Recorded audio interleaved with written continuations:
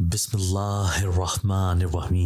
ماجد نوکری کی تلاش میں در بدر پھر رہا تھا، مگر اسے کہیں سے بھی کسی اچھی نوکری کی امید نظر نہیں آ رہی تھی، جبکہ دوسری طرف بڑھتی مہنگائی نے کمر توڑ دی تھی۔ گھر میں فاقوں کی نوبت آنے لگی تھی۔ وہ ایسی نوکری چاہتا تھا جس سے اس کا گزر بسر اچھا ہو، ایسی نہیں جس میں وہ محنت بھی کرے پھر بھی ان کا گزارا نہ ہو۔ اسی لیے کچھ کام اس نے اس وجہ سے بھی چھوڑ دیے تھے کہ کام اور محنت بہت زیادہ تھی، مگر اس سے ملنے والی رقم بہت کم ہوتی تھی۔ وقت کے ساتھ ساتھ اسے کوئی اچھی تنخواہ والی نوکری تو ملی ہی نہیں، مگر کم تنخواہ دینے والے بھی اب اس کے پچھلے رویے کی وجہ سے اس کو نوکری دینے کے لیے تیار نہیں تھے۔ آخر کار تنگ آ کر اس نے ایک قبرستان کے گورکن سے کام کی بات کی تھی۔ قبرستان کا گورکن کچھ ضعیف ہو چکا تھا، اسی لیے اسے کسی جوان جہان مرد کی ضرورت تھی جو اس کا ہاتھ بٹا سکے۔ ماجد موجودہ حالات سے تنگ آ چکا تھا، اس لیے اس نے اسی کام کو غنیمت جانا تھا۔ قبرستان کے گورکن کی طبیعت دیکھتے ماجد کو یہ لالچ ہو چلا تھا کہ گورکن جلد ہی اس دنیا سے چلا جائے گا تو وہ اس کی جگہ خود کام سنبھال لے گا، جس سے اس کی اچھی کمائی ہونے لگے گی۔ یعنی جس نے اس کی مشکل حالات میں مدد کی تھی وہ اسی کے بارے میں اچھے خیالات نہیں رکھتا تھا، اور اس بیچارے بزرگ کے جلد مرنے کی تمنا دل میں لیے ہوا تھا۔ ماجد ایسی ہی حسد بھری اور خود غرض طبیعت کا مالک شخص تھا، جسے بس اپنی جان اور اپنے جہان سے مطلب تھا۔ اس نے قبرستان میں کام کرنا تو شروع کر دیا تھا۔ وہ روز کئی قبریں کھودتا اور قبرستان میں موجود باقی قبروں کی دیکھ بھال بھی کرتا، مگر دل میں وہ یہ خیال کبھی نہیں لایا تھا کہ ایک دن اسے بھی انہی قبروں میں سے ایک قبر ملنے والی تھی۔ اسلام کی تعلیمات سے کوسوں دور وہ عجیب پتھر دل اور بے حصہ شخص تھا، جس کا بس اپنی غرض اور جذبات اور احساسات سے تعلق تھا۔ ماجد، مجھے تو پہلے لگا تھا کہ تم بس چند دن ہی کام کر سکو گے، مگر تم نے اپنے عمل سے میری یہ سوچ رد کر دی۔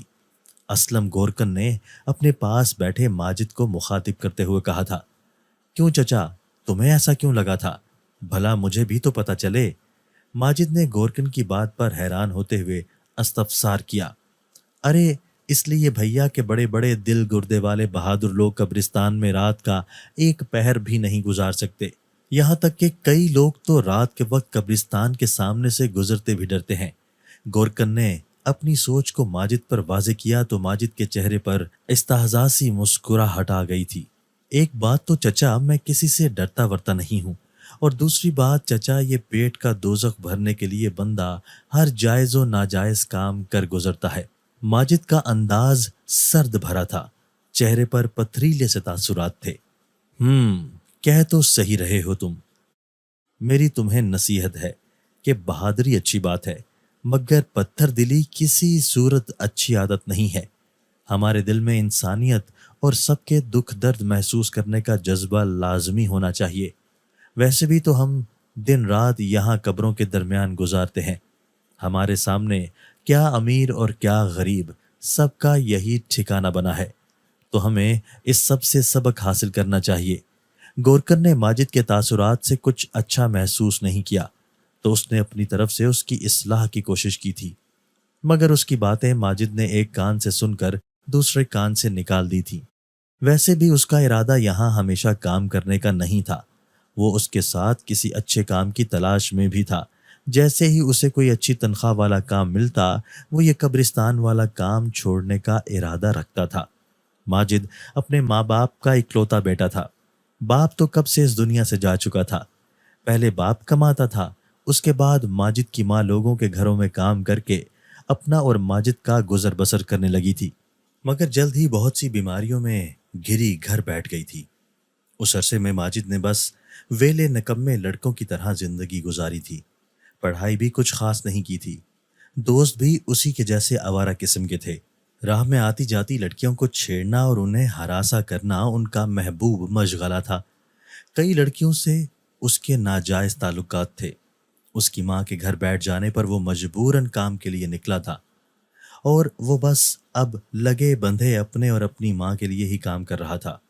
ماجد کو قبرستان میں کام کرنے سے اپنے دوست اور اپنے مشغلوں کو بھی چھوڑنا پڑا تھا، جس کی وجہ سے وہ بہت بیزار رہنے لگا تھا۔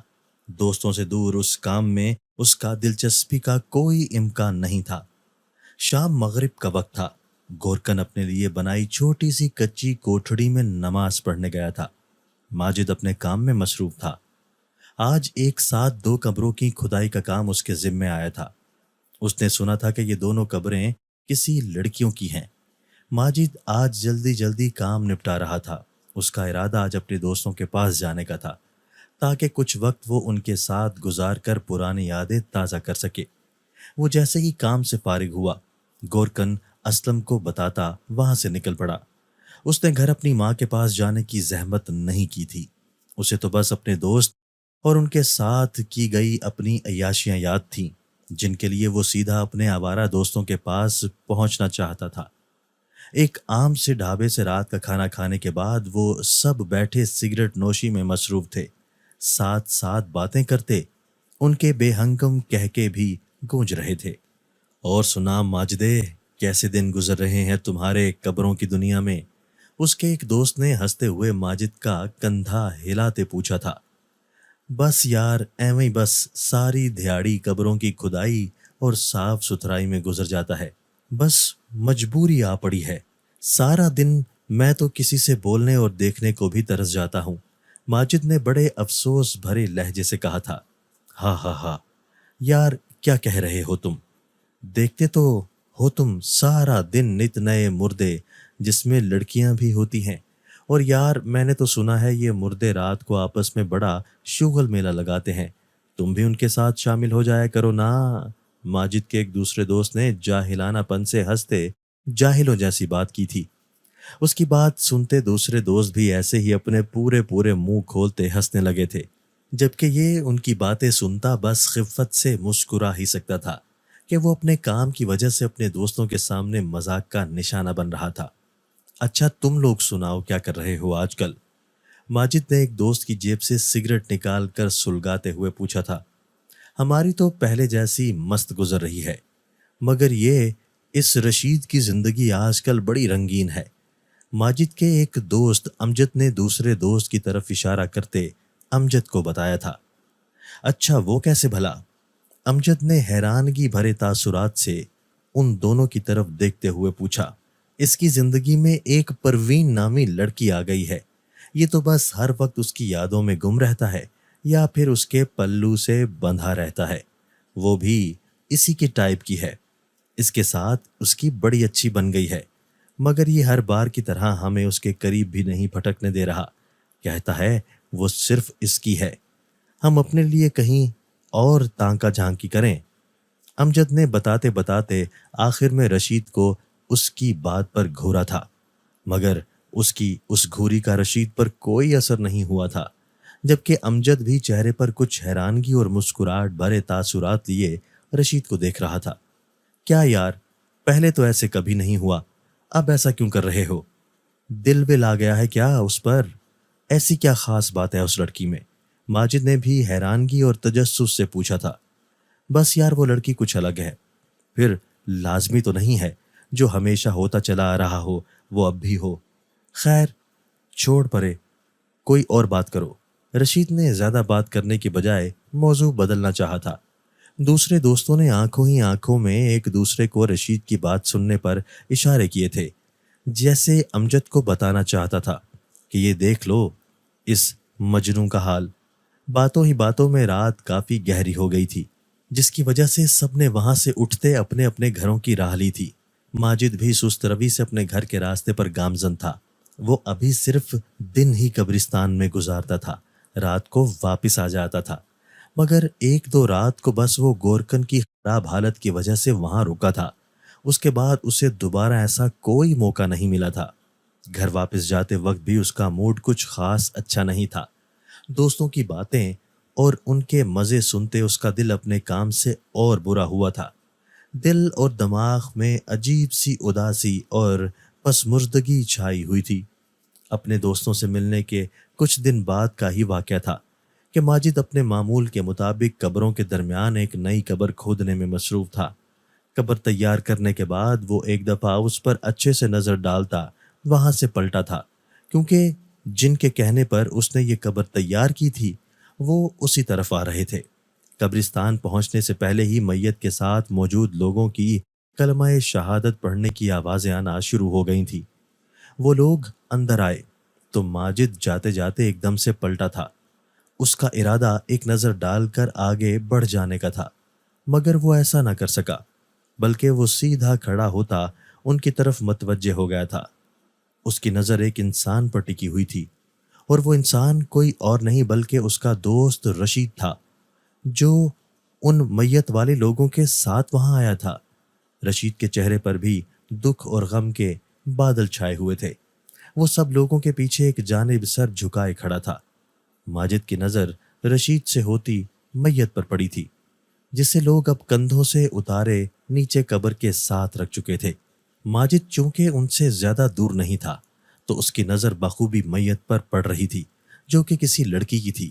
لڑکی کی میت پر ایک طرف سے لال دوپٹہ جھانک رہا تھا۔ ان کے ہاں رواج تھا کہ اگر کماری لڑکی مر جاتی تو اسے سجاتے سنوارتے اور لال دوپٹہ اوڑھتے دفن کیا جاتا تھا۔ ماجد وہیں ساکت سا کھڑا رشید کی وہاں موجودگی کی وجہ تلاش کر رہا تھا، کیونکہ وہ زیادہ نہیں تو تھوڑا بہت تو رشید کے رشتہ داروں سے آگاہی رکھتا ہی تھا کہ وہ لوگ رشید کے جاننے والوں میں سے تو نہیں تھے، مگر پھر کچھ سمجھ نہ آنے پر وہ سر جھکاتا آگے بڑھ ہی گیا تھا۔ اس کا ارادہ بعد میں رشید سے پوچھنے کا تھا۔ وہ لوگ میت کو دفناتے وہاں سے جا چکے تھے۔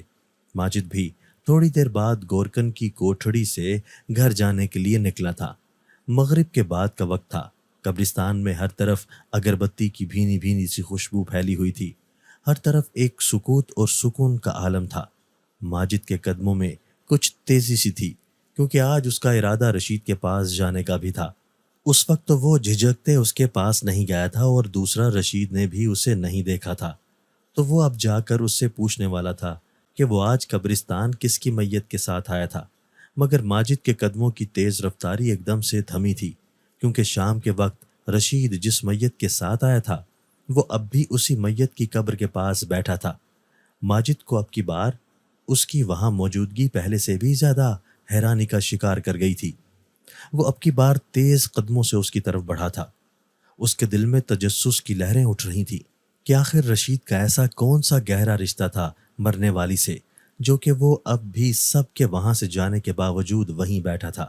رشید، ماجد نے اس کے پاس جا کر رکتے اسے اپنی طرف متوجہ کرنے کو آواز دی تھی، جس سے رشید نے اس کی زوردار آواز پر اس کی طرف دیکھا تھا، مگر بولا کچھ نہیں تھا۔ رشید، تم یہاں ابھی تک کیوں بیٹھے ہو؟ یہ کس کی قبر ہے؟ کون تھی یہ مرنے والی لڑکی؟ ماجد نے اس کے پاس بیٹھتے تابڑ توڑ سوال کر ڈالے تھے۔ مرنے والی لڑکی کوئی اور نہیں بلکہ میری پروین تھی، جس سے مجھے پیار ہوا تھا، رشید نے بڑے دکھی انداز میں ماجد کو بتایا تھا۔ ایک پل کے لیے ماجد کو رشید کے لیے دکھ ہوا تھا، مگر پھر جلد ہی وہ اپنے ازلی پتھر دل حالت میں لوٹ آیا تھا۔ کیا ہو گیا ہے تمہیں رشید؟ ہماری زندگیوں میں کئی لڑکیاں آئیں اور کئی گئیں، تم نے پہلے تو کبھی اس طرح غم نہیں پالا، اب کیا ہو گیا ہے جو تم اس طرح پاگل ہی ہو گئے ہو؟ ماجد نے اپنی غصہ آور آواز میں رشید کے لتے لیے تھے۔ اسے رشید کی باتوں سے عجیب قسم کی بیزاری ہوئی تھی۔ انہوں نے کبھی ایسے جذبات محسوس نہیں کیے تھے، یہ سب ان کے لیے نیا تھا، تو شاید اسی لیے وہ اس پر حیرانگی کے ساتھ غصے اور بیزارگی کا اظہار کر رہا تھا۔ تمہیں پتا ہے، ہم نے ایک دوسرے سے پیار تو کر لیا تھا، اور بہت جلد ہم نے ایک ہونے کا بھی سوچ لیا تھا، مگر اس سے پہلے ہی یہ بیمار پڑی اور یہ دنیا ہی چھوڑ کر چلی گئی۔ رشید نے ماجد کی باتیں سنے بغیر اپنی باتیں ہی سنائی تھیں۔ اچھا، تم اس سے شادی کرنے والے تھے؟ ماجد رشید کی بات سنتے سمجھا کہ شاید دونوں شادی کرنے والے تھے، جس کی وجہ سے رشید زیادہ دکھی ہے۔ نہیں، شادی تو نہیں، شادی کا تو ابھی ذکر ہی نہیں کیا تھا۔ گھر میں تو پتہ نہیں وہ لوگ مانتے یا نہیں، تو بس ویسے ہم نے سوچا کہ شادی تو ایک دن ہم نے کرنی ہے، تو کیا ہو گیا اگر شادی سے پہلے سب کچھ ہو جائے تو؟ رشید نے اپنی باتوں سے ماجد پر واضح کیا تھا کہ وہ اب انہی کا دوست ہے، اور ویسے بھی فطرت کبھی نہیں بدلتی۔ اس کی بات پر ماجد نے ہنکارا بھرا تھا، جیسے دل میں کہا ہو، آ گئے نہ لائن پہ، بڑے بنتے تھے پیار محبت کرنے والے۔ ماجد کو اب لگنے لگا تھا کہ جیسے رشید کو ایک اسی بات کا صدمہ لگا ہو کہ وہ پروین سے اپنی خواہش پوری نہیں کر سکا، شاید اسی لیے وہ یہاں ایسے اداس مجنوں بنا ابھی تک بیٹھا ہے۔ اچھا اٹھو، اب کیا ساری رات یہیں بیٹھے رہو گے کیا؟ رات ہو رہی ہے، چلو اسے چھوڑو، اب کسی اور کے پیچھے لگو۔ ماجد نے رشید کے کندھے پر ایک تھپڑ لگاتے اسے وہاں سے اٹھانا چاہا تھا۔ نہیں، میں یہاں سے نہیں جاؤں گا، رشید نے ماجد کا ہاتھ اپنے کندھے سے ہٹاتے کہا۔ تو کیا ساری رات یہیں بیٹھنے کا ارادہ ہے کیا؟ تم پاگل ہو گئے ہو کیا؟ ماجد نے غصے بھرے لہجے سے اسے لتاڑا تھا۔ نہیں، ساری رات تو نہیں بیٹھوں گا، اپنا مقصد پورا کرتے یہاں سے چلا جاؤں گا، رشید نے مبہم سی بات کی جو کہ فی الحال ماجد کے پلے نہیں پڑی۔ کیا مطلب؟ کون سا مقصد؟ ماجد نے سوالیہ نگاہوں سے اسے دیکھتے پوچھا۔ اسے رشید کا دماغ آج کھسکا ہوا لگ رہا تھا، لگتا تھا کہ اس نے اپنی پروین کی موت کو کچھ زیادہ ہی دل سے لگا لیا تھا۔ پروین کو سجایا گیا ہے تو بس مجھے اسے سراہنا ہے جو اس کے جیتے جی نہیں ہو سکا، وہ اب کرنے کا ارادہ رکھتا ہوں۔ میں ابھی تھوڑی دیر تک اسے یہاں سے نکال کے لے جاؤں گا اور اپنا مقصد پورا کرنے کے بعد لے آؤں گا۔ رشید، جس کے چہرے پر ابھی تھوڑی دیر پہلے غم کے تاثرات تھے، اب اسی چہرے پر درندگی اور حیوانیت چھائی ہوئی تھی۔ ماجد نے پہلے تو کچھ لمحے اسے ناسمجھ نظروں سے دیکھا، پھر بات سمجھ آنے پر حیرت سے اس کا منہ کھلے کا کھلا رہ گیا تھا۔ تم سچ میں پاگل ہو گئے ہو رشید، اٹھو یہاں سے، واپس چلو، اگر نہیں جانا تو میں جا رہا ہوں، ماجد نے غراہٹ سے کہنے کے ساتھ وہاں سے وہ اٹھ کھڑا ہوا تھا۔ ماجد، رکو تو صحیح، تم اس سب میں میری مدد کرو گے، تمہیں بھی اس سب میں اپنا حصہ لازمی ملے گا، میرے یار ہو، مجھے اکیلے نہیں چھوڑو گے، مجھے پتہ ہے، رشید نے وہاں سے جاتے ماجد کا بازو پکڑے کہا۔ ساتھ وہ بھی اس کے ساتھ اٹھ کھڑا ہوا تھا۔ اس کے بعد جیسے تیسے کر کے رشید نے ماجد کو اپنے ساتھ شامل ہی کر لیا تھا۔ دوسری طرف ماجد کون سا اچھی سوچ کی وجہ سے منع کر رہا تھا، وہ تو بس ایک اسی وجہ سے منع کر رہا تھا کہ کہیں وہ لوگ پکڑے نہ جائیں۔ رات کے 9-10 بجے جب قبرستان میں اور قبرستان کے باہر ہو کا عالم تھا تو اس وقت رشید اور ماجد ہر طرف سے تسلی کرتے قبرستان میں داخل ہوئے تھے۔ ان کے دلوں اور دماغ پر اللہ تعالیٰ نے مہر لگا رکھی تھی۔ جو وہ دونوں اپنی عقل پر کم عقلی کے پردے ڈالے یہ گھناؤنا فعل سر انجام دے رہے تھے۔ گورکن کی کچی کوٹھڑی کا دروازہ باہر سے ماجد نے بند کر دیا تھا تاکہ اگر وہ اٹھ بھی جائے تو ان کے کام میں دخل اندازی نہ کر سکے۔ ماجد نے قبر کو ایک طرف سے کھودتے چھوٹا سا راستہ بنایا تھا تاکہ کسی کو پتہ نہ چل سکے۔ اس کے بعد اس راستے سے رشید قبر کے اندر جاتے پروین کی میت کو وہاں سے اٹھا لایا تھا۔ زیادہ نہیں تو تھوڑا بہت ڈر دونوں کے چہروں پر واضح تھا، کیونکہ دونوں پہلی بار یہ کام کر رہے تھے۔ پہلی بار ایسا گناہ کا فعل سر انجام دیتے ان کے چہرے پر بس ڈر تھا، پر کہیں بھی ان کے چہرے پر ہلکی سی بھی شرمندگی کی رمق نہیں تھی۔ قبرستان سے تھوڑے سے فاصلے پر کچھ کھنڈر نما مکان سا تھا، وہ لوگ اسی جگہ میت کو لائے تھے۔